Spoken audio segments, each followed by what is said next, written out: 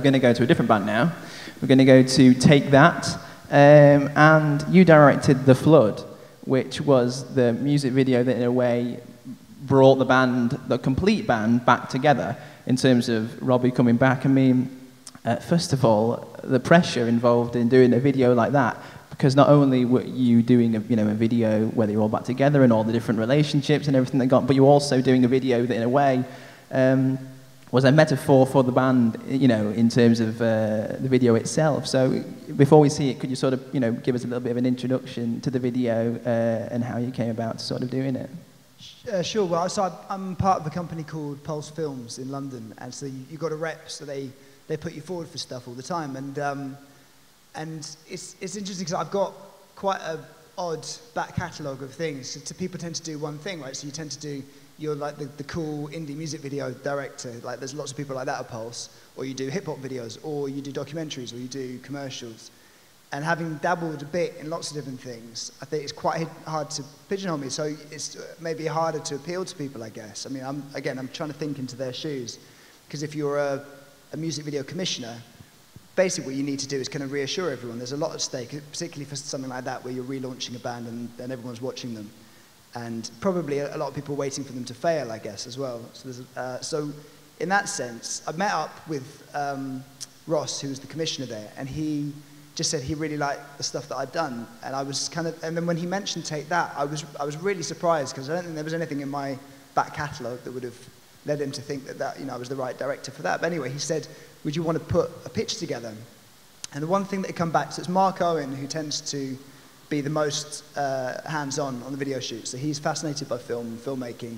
He makes his own stuff. He's got loads of cameras and things like that. So he's a real enthusiast, and he was the kind of person who guides the others. The others are kind of like, he takes the lead. So he had an idea that he wanted them to be in some kind of competition, possibly like something to do with rowing, but he wasn't really sure. And so I went off and just downloaded loads and loads of clips off websites like Getty, off YouTube and things like that. And I just took the track, which they'd sent me, and cut it together, saying, well, look, this is how it might be. This is the kind of thing we could do. And then I got a call back saying, do you want to meet the band? And I was really surprised. I mean, I really didn't think they'd consider me. So you go in, and it's slightly daunting. You go into this massive hotel in Chelsea, and they've booked out the whole of the top floor. And you have to go in and meet them. And it's the first time they've been since, apart from the studio, the only time they've been in a room together in the last kind of 10 years. So that was all quite scary. And I just started pitching them the idea. And by the end of the conversation, I started to realize that actually they'd already chosen me. And they were just there just for kind of confirmation. And then actually putting it together was hard, because, for all the reasons we talked about, there's a lot of scrutiny, and there's a lot of people, Robbie Williams has got his management and label. They've got the rest of the band, they've got theirs. There are lots of different layers. There's a lot of people who are, they're not trying to justify their jobs. They just need to know that it's not going the wrong direction. It's their responsibility to make sure that things don't screw up. So yeah, there was a lot of attention. And then inevitably, as we're getting closer and closer to the finishing point, people are getting more and more nervous, because suddenly, everyone's talking about it. They're releasing bits to the press. People are commenting. There were paparazzi up in the trees when we were filming. They're all trying to take pictures of them and so on. So that it was pretty stressful, but they were very happy with the result. I was surprised. They came back and they didn't have any comments. They just liked it, which never really happens. Fantastic. So I think we're going to check out that film now. I bet they were tired after that shoot. It looks incredibly tiring for them. I mean, what was that like in terms of, having them shooting half a video, rowing a race, and also shooting on the Thames as well? I mean, what were the pressures involved in terms of shooting the actual video? Yeah, it was a total nightmare, because the problem is it's all slightly back to front when you're coming up with an idea for a video. You go, oh, I'd love to do something, whatever it is, like it's 5 people jumping out of an aeroplane and skydiving as they sing. And then you go to the band, rather than going in and looking to see if that's possible, then you go to the band, and the band say, yeah, we love it. And then you go to the insurance company, and they say it's not possible, but by that stage, it's too late. And the same with this. As soon as we start talking to people about putting a band that we're about to go on one of the biggest tours in British history on the water, on the Thames, in central London, which apparently is incredibly dangerous, then they were freaking out. And so we ended up, and the other thing is none of them had ever been in a rowing boat before. And although they're pretty they're pretty fit. It's really, really hard. So what we did, we started prepping about 3 weeks before the shoot, but again, nothing was really confirmed, so we didn't know if we were definitely doing it. We got together with one of the guys who trains people for the Olympics, and he said, all right, well, I can get them shipshape in about 3 months. How long have you got? And I was like, well, about 3 weeks. He's like, right, okay, well, look, if we start tomorrow, I'll go around each of their houses and train them up. But none of the band wanted to do that. So they ended up training the night before, which was interesting. And they all got in a boat, which immediately capsized. So that was, that was not the highlight of my year, I think. And then, so basically, then what we did is we got some Olympic rowers to come in and they'd swap. So we'd have 3 of the band in and then 1 other guy rowing, and tried to do it that way. And we'd use little tricks where we'd attach the rowing boat to the front of another boat. So we were doing close-ups. At least they're not having to worry that they were going to capsize.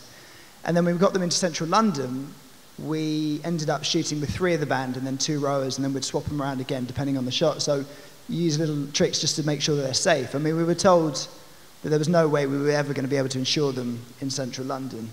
And in the end, I think we just went ahead and did it anyway, and the band just said, well, like, if we fall in, we fall in. But it was tricky. Crazy. We're going to move on to the last music video now. We're going to move on to Kids, which is also Take That video. This seems to be, when I watched this, I mean, sort of your perhaps your biggest production, or it seemed quite a big production in terms of your music videos. I mean, it looked like you had like quite a lot of extras, and it looked like the production of it was quite big. And obviously you do a lot of sort of visual effects work, but this was quite heavy on that as well. Yeah. So I mean, could you maybe introduce the music video a little bit and tell us a bit about it?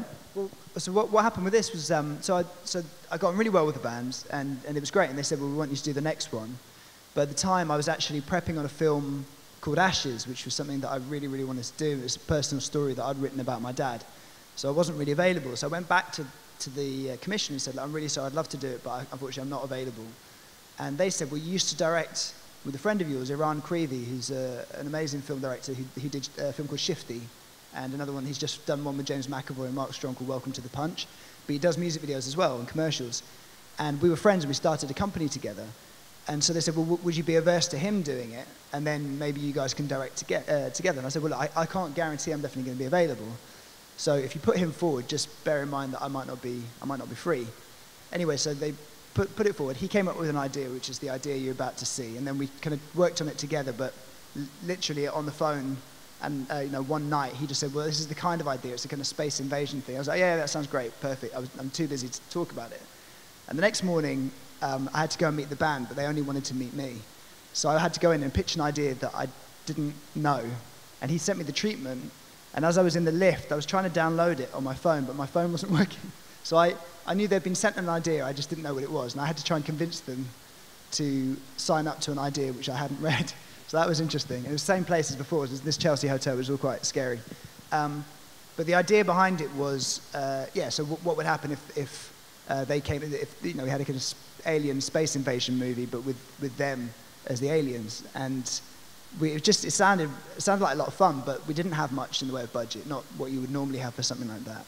And we just had to be clever about it. So we went and shot it in Bulgaria. There's a studio there which has these freestanding Hollywood sets. From every time that Hollywood goes and builds another set for a Hollywood movie, they just leave them standing. So they had this New York cityscape. So we just went in there. It was really dirt cheap. All the locals just come in and work, and you can actually afford to do something for 100 grand instead of, so you can make it look 10 times the cost. But yeah, me and Rani ended up shooting the thing together. Fantastic. And now we're going to check out that film.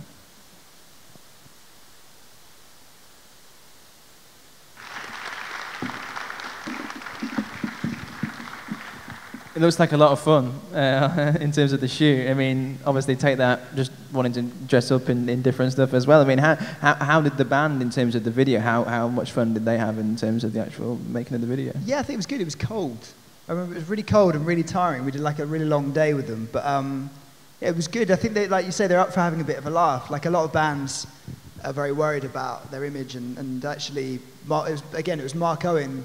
He looked like the Emperor out of Star Wars. Exactly, yeah. Well, he was just up for having a bit of a laugh, so he'd just take bits of costumes. I think he had this idea that they're these space travelers, and they drop in on Earth every so often and just see how people are getting on. And they had loads of trophies in the spaceship, and they were just kind of collectors, effectively. They were just explorers.